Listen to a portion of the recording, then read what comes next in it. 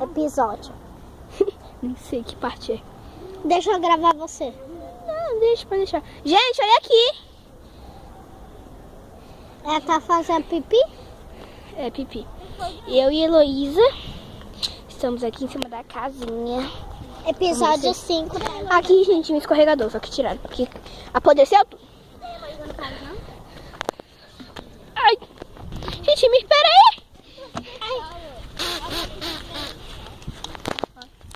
Eita, Heloísa. Deixa eu dar a casinha pra vocês, viu? Já soltou, já. Olha que menina. Ai, a altura. Jesus, mas se eu soltar esse celular aqui... Morreu. Não, morreu não, porque eu vou cair em cima da grama. Esses daqui não são E a grama tá muito boa. Não, vai lá! Oh, gente. Olha o outro cachorro ali do cara. Cadê? Ó, esse aí é legal. É a melhor amigo do Hulk. Corre, corre! Acertou.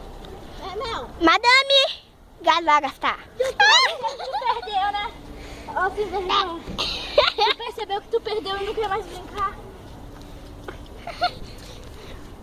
Ai, meu Deus, tô com medo de descer aqui.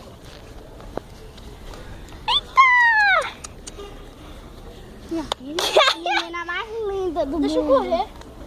Ai, ai, eu tô com muita dificuldade de subir uma moça. Yeah!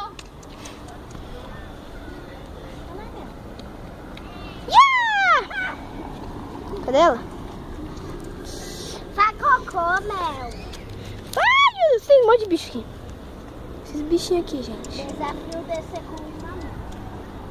Ai, credo. Eu tô falando. Vai, Mel, vai! Vai, Mel! Lá vai a Mel, lá vai a Mel. Cadê a Mel? Cadê ela? Apareceu. Cheguei. Lá.